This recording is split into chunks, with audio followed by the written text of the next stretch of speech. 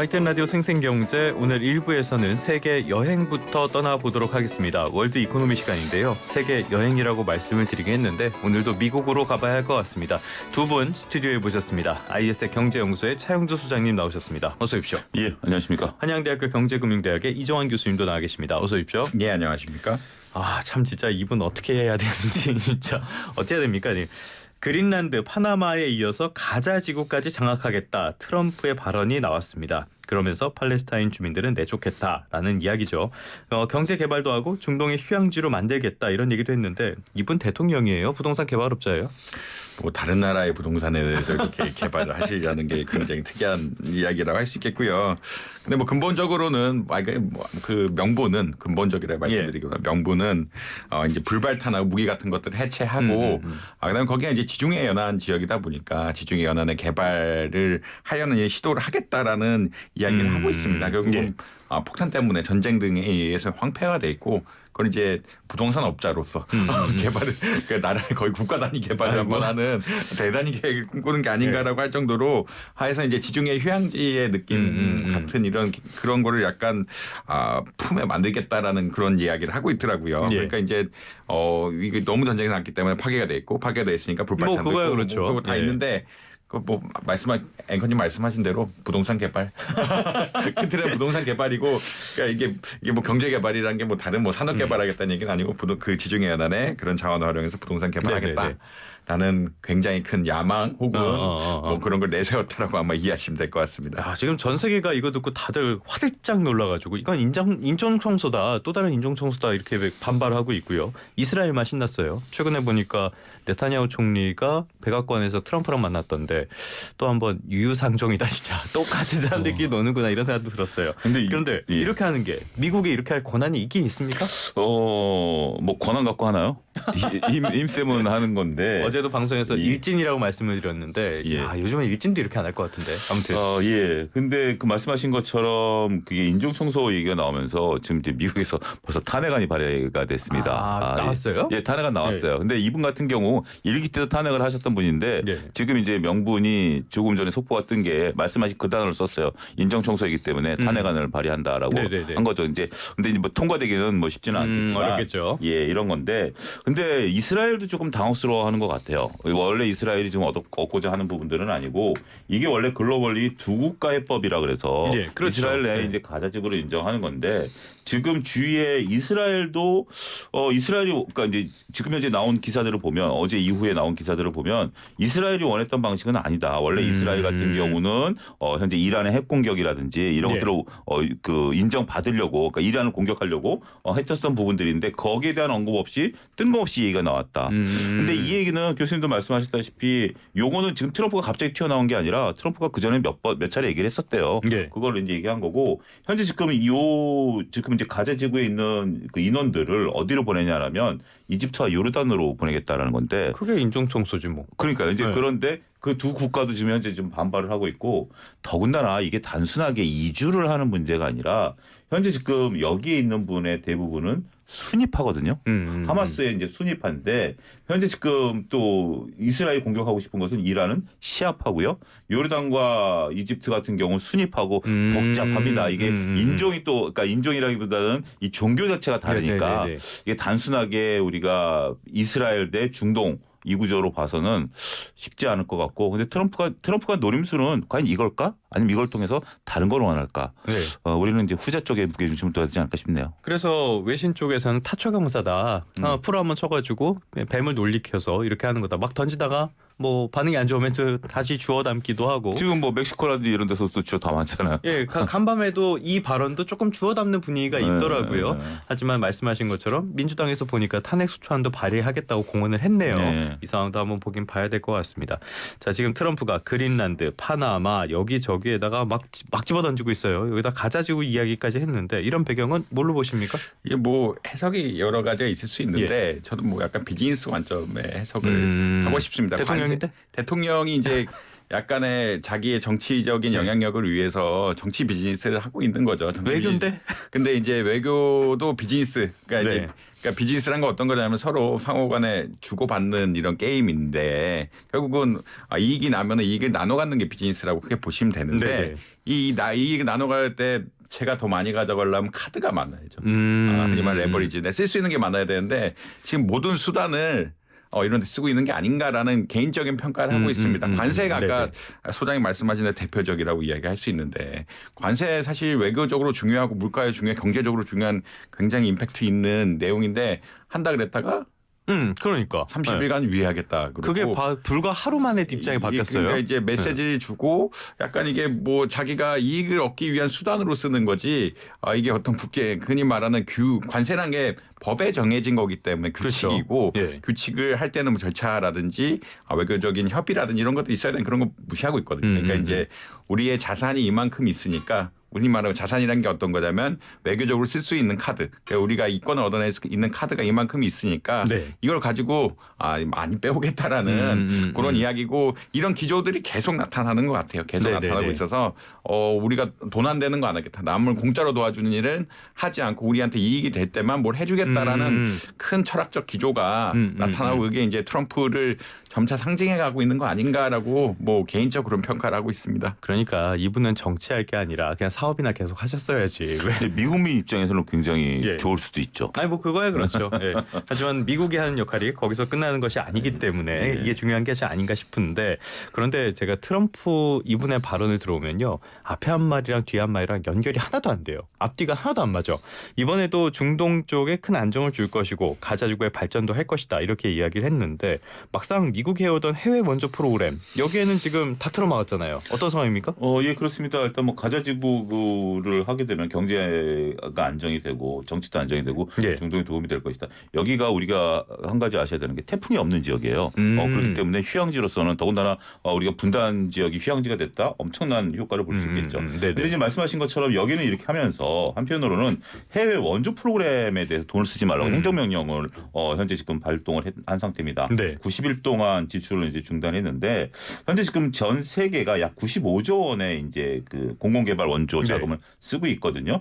이를 통해서 우리가 지금 하고 있는 것이 개발도상국의 이제 질병, 뭐 에이즈 검사, 그다음에 말라리아 보급, 그다음에 이제 아프리카의 이제 영유아 사업 뭐 이런 것들인데 이거를 지금 현재 90일 동안 돈을 못 쓰게 했는데 지금 미국이 여기에 30%를 차지하고 있거든요. 그렇죠. 항상 그랬죠. 예, 항상 그렇기 때문에 실질적으로 이제 다른 나라에서 받는 것보다 미국이 원조가 컸는데 이게 딱 30%가 중지가 되면 우리가 기본적으로 나가는 경상경비라는 게 있고 그다음에 원조 경비가 있는데 지금 당장 딱 막힌 게 아프리카 영유아 사업, 임신 그 사업 이런 것들 그러니까 불급한 것들을 제외하고는 멈췄기 때문에 말씀하신 것처럼 큰 틀로 보면 앞뒤가 안 맞는 거예요. 근데 현재 지금 제가 트럼프 대통령을 옹호하면 내가 보고 싶은 곳에서는 하고 내가 보기 싫은 곳에서는 안 하기 때문에 뭐 아프리카 돈도 안 돼 뭐 이런 건가? 내 나름대로는 일관성이 있는 행동을 좀 하고 있는 게 아니겠나.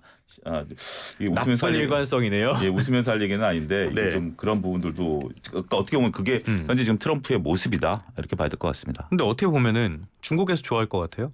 이런 상황에서 우리가 영향력을 확대할 어떤 계기가 될 거 아니에요. 중국 입장에서. 그렇죠. 중국 같은 경우 그러니까 이제 어떻게 보면 트럼프가 또 노림수가 그런 걸 수도 있죠. 중국이 그렇게 해서 영향력을 확대하게 되면 그렇다고 하더라도 전체적인 뭐 현재 지금 금융구조라든지 세계은행이라든지 뭐 모든 곳에 미국의 영향력 없이 이루어지는 건 없는데 자기의 영향력을 축소시키고 중국에 어느 정도 떠안아 주게 된다라고 하면 그래도 중국은 2인자일 수밖에 없는 상황이기 때문에 네가 뛰어봤자다. 뛰어봤자. 그러니까 이제 교수님 말씀하신 것처럼 지금 미국은 어마어마한 지금 외교 자산을 갖고 있다는 거죠. 그렇기 때문에 완전히 그러면 중국이 현재로서 지금 여기 30%를 중국이 그럼 다 책임지겠다. 미국 나가라라고 할 수 있느냐?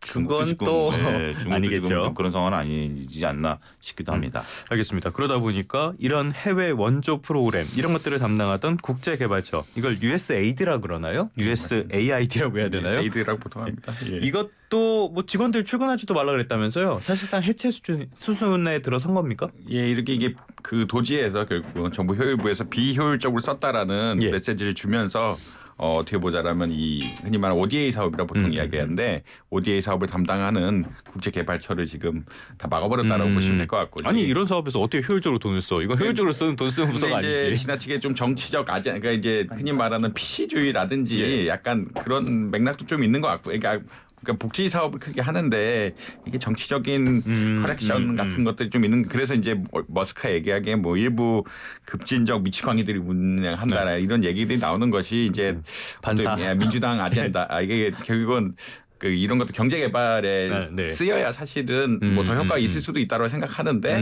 그런 게 아니라 그러니까 이제 효율적으로 안 쓰고 있다는 얘기거든요. 효율적으로 안 쓰고 아젠다, 흔히 말하는 여성이라든지 그 흔히 그 미국의 어떤 기독교에 싫어하는 아젠다들에 대해서 자꾸 쓰고 있는 게 아닌가라는 그런 프레임을 씌우고 여기다 굉장히 비판을 한다라고 보시면 될 것 같고요. ODA 사업은 뭐 미국도 많이 하지만 우리나라도 굉장히 많이 합니다. 네. 한국은행이라든지 뭐 수출은행이라든지 ODA 사업은 국가적으로 이제 국가가 이제 외교적 책임을 진다는 이런 사업 개념이 굉장히 강하기 그렇죠. 때문에 ODA 사업들에 대해서 되게 많이 하고 있는데 이게 뭔가 머스크가 보기에는 좀 잘못 쓰이고 있다. 그게 이제 경제개발, 그러니까 우리가 효율적으로 안 쓰기, 그러니까 경제적으로 효율적으로 쓰이는 거는 진짜 산업개발, 경제개발이거든. 그런 거 아니라 뭔가 좀 아젠다가 낀 것이 아니냐라는 프레임을 씌우고 여기를 거의 해체할 수준으로 이제 몰아가고 있다라고 보시면 될 것 같습니다. 그래서 뭐 지금 뭐 최근 뉴스 보면 뭐 범죄 혐의 씌웠다든지 뭐 기밀 문서를 잘못했다든지 거의 부서를 뒤집어 놓는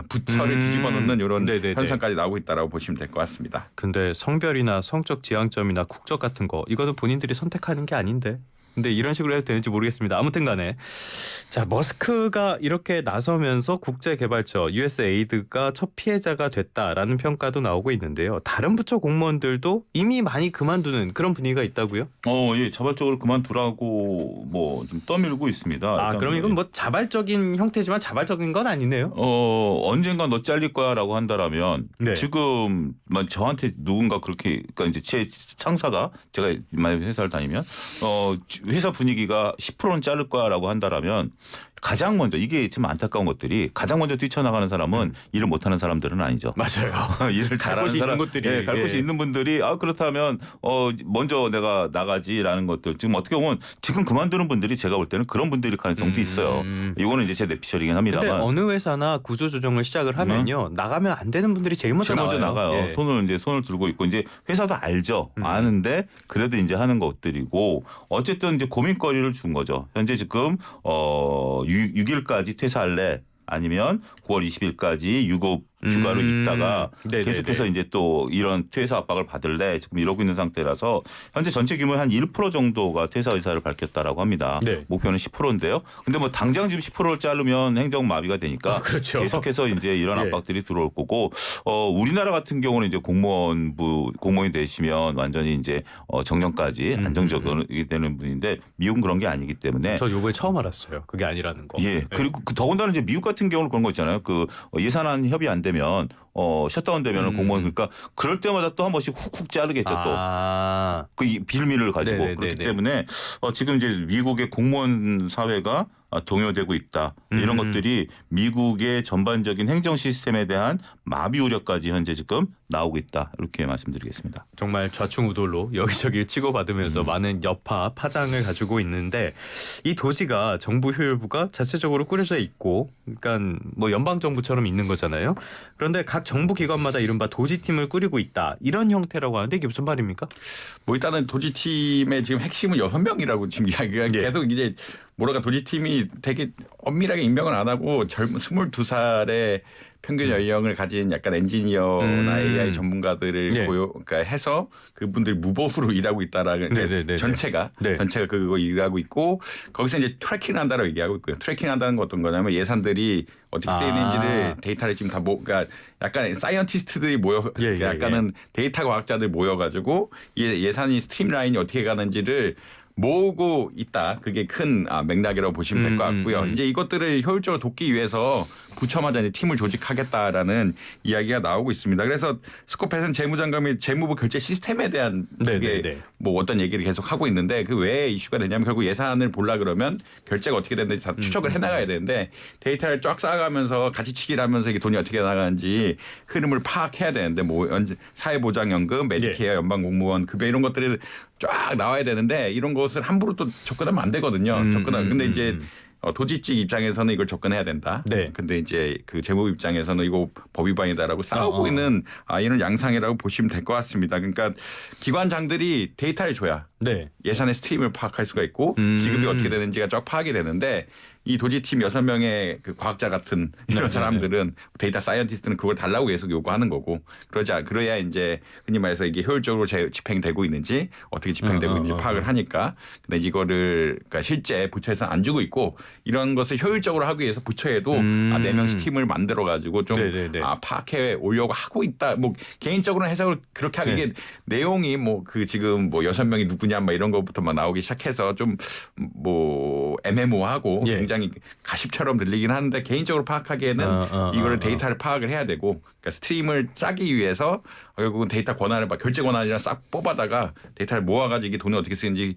흐름을 넣고 그걸 효율적으로 하려고 그러면 팀마다 그러니까 부처마다 이걸 도와주는 팀이 있어야 되는데 안 그러면 데이터 당연히 안 줄 거기 때문에 그런 식의 구성이 아닌가라고 개인적으로 생각을 하고 있습니다. 이 부처에 나가 계신 분들도 무보수인지는 모르겠네요. 아무튼 간에 이 머스크가 이렇게 나서면서 테슬라 주가라든지 이런 측면에도 영향을 미칠 것 같아요. 최근에는 뭐 트럼프 쪽에서 경고를 받았다라는 이야기도 들리고 상황이 계속 뭐 좀 잘 모르겠어요. 주주들이 불안할 것 같은데 어떻게 보십니까? 이제 좀 그런 리스크들이 슬슬 증권가에서 거론이 좀 되는 것 같아요. 지난번에도 제가 여기서 말씀드렸다시피 개국공신하고 그다음에 이제 행정을 이끌어가는 것은 좀 다르다. 그렇죠. 트럼프가 조금 일론 머스크가 조금 낮춰야 되는 입장이다라는 걸 좀 인식을 좀 해야 될 것 같아요.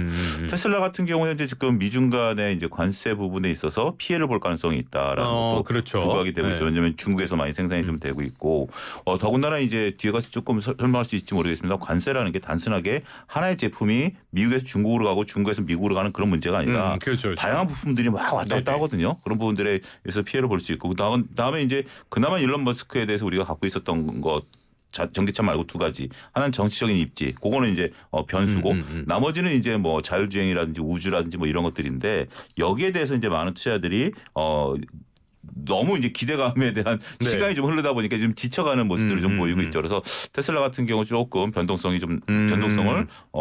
지금 이제 엔비디아 변동성을 보이는 와중에 같이 보이고 있다. 이렇게 정리가 가능하겠습니다. 알겠습니다. 뭐 미국에서 자동차를 만들려고 한다면은 캐나다와 멕시코 국경 한 6번은 왔다 갔다 해야 된다고 하는데 이런 관세를 하게 되면은 당장 미국의 자동차 산업부터 타격을 안 받을 수가 없겠죠.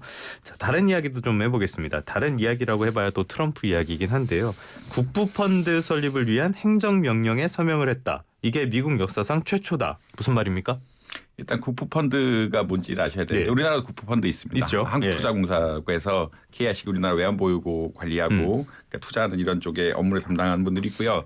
가장 유명한 데는 사우디나 노르웨이 국부펀드라고 있고 왜냐하면 거기는 국가가 석유 시출권 같은 거 가지고 있기 때문에 자원이 많죠. 그 돈을 어떻게 관리해야 하는 거에 대해서 그러니까 투자를 많이 하고 국부펀드들이 사실 ESG 쪽에서 역할을 많이 하기도 하고 왜냐하면 이제 돈이 있는데 책임 투자를 해야 한다. 노르웨이 국부펀드 그런 거 유명하거든요. 그러니까 이제 그 국제적으로도 굉장히 파워가 셉니다.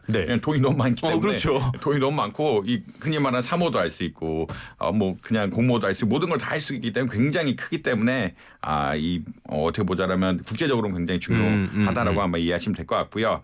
그래서 이제 미국 역사상 최초로 국부펀드를 만들겠다. 그래서 특히나 미국도 석유라든지 이런 채권들이 있고 인프라 같은 것들이 있으니까 근데 이제 재정이 좀 남아야 사실 만들기가 좋긴 한데 지금 다 재정 적자라서 이런 건 좀 어려울 것 같기라고 이야기한데요. 결국은 외환 보유고라든지 이런 걸 통합적으로 관리를 하면서 투자를 해나가겠다는 이야기고요.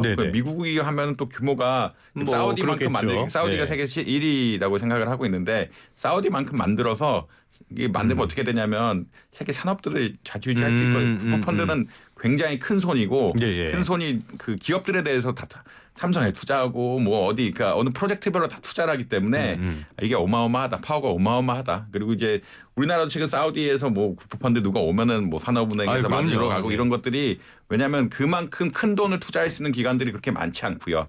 왜냐하면 은행 같은 경우에는 위험 가중 자산 관리 같은 걸 통해서 이제 한 군데 많이 못 몰아넣게 돼 있거든요. 예. 돈을 조달하기 힘들기 때문에 채권 발행하는 또 쉽지 않고 그러니까 국부펀드 같은데 장기적으로 투자해 주는 게 점차 중요해진 상황에서 이런 걸 만들어서 미국도 관리하고 전 세계적인 투자 흐름을 좀 관리하면서 기업들도 돈 좀 네. 이게 그러니까 뭐 제가 기업에 또 약간 영향도 시각경이 자꾸 미치고. 끼고 있는데 네. 기업들도 돈 내주고 이렇게 할 수 있는 뭔가 기반을 만드는 게 아닌가 이렇게 생각을 하고 있습니다. 그러니까 예. 영향도 미치고 그래서 또 뭐 영향력을 미국의 영향력을 강화하고 여러 가지가 담겨 있는 것 같은데 영향력을 강화하려는 또 다른 업종이 하나 있어요. 이거 업종이라고 해야 될까? 암호화폐, 크립토커런시 쪽. 이쪽에 국부펀드에 비트코인을 포함한 가상 자산이 포함되지 않을까 하는 기대감도 있다는 건데 이거 뭐 근거가 있는 기대감입니까? 왜냐하면 대통령 공약이 있었기 때문에 이게 이제 가을부터 나온 공약이죠. 일단은 어느 정도 규모까지는 현재 지금 비트코인을 이제 그 국부펀드에 이제 집어넣겠다. 우리가 이제 그 비상용으로 저축 그 이제 축적해 놓겠다. 이제 그런 얘기가 있으면서 어떻게 보면 그 이후로 이제 비트코인 수직 상승한 그렇죠. 50% 네. 이상 상승하는 그런 모습들을 보이는 50%가 더했죠. 일단 우리나라 돈으로 1억 이하에서 지금 1억 6천까지 갔었으니까 네네네네. 그렇게 뽑아낼 수 있는 근거 상황이었었는데 지금 현재 아직까지는 이거가 그러니까 이제 우리 그 많은 이제 이쪽에 투자하셨던 분들이 행정명령에서 이게 나오기를 기대했었어요. 행정명령에서 전날인데 첫날 그게 안 나오다 보니까 그날 변동성이 좀 생겼었어요. 그리고 뭐 이 따르가 되신 그분도 뭐 네. 그렇게 반응이 원래 뚜렷하지 않은 것 그분도 같아요. 지금 이제 네. 어떻게 보면 이게 하려면 교수님도 말씀하셨다시피 국부펀드가 일단 만들어져야 되고 아니면 또 미국의 어떤 다양한 어떤 법 규정이라든지 이런 것들이 있는데 공화당 내에서도 찬성파와 반대파가 지금 있습니다. 그렇기 때문에 쉽지는 않은데 그러다 보니까 이제 변동성이 지금 시작이 됐어요. 근데 이게 우리나라 돈 기준으로 보면 가장 높았을 때가 1억 6,300이었습니다. 근데 지금 현재 오늘 들어오기 전에 보니까 1억 5천 정도로 꽤 떨어졌어요. 빠졌네요. 네. 근데 요게 변동성이 어떻게 시작되냐면 오늘 어제 하루만 오면 1억 5,300에서 1억 5,100이에요. 그러면 대략해서 근데 일주일을 놓고 보면 1억 6천에서 1억 4,500이에요. 그러면 자 복잡합니다. 정리하면 현재 지금 고점 대비 지금 나와 있는 게 한 7% 변동성이에요. 네. 근데 최근 일주일의 변동성은 9%예요. 그 무슨 얘기냐면 변동성이 점점 커지면서 저점은 낮아지고 있다.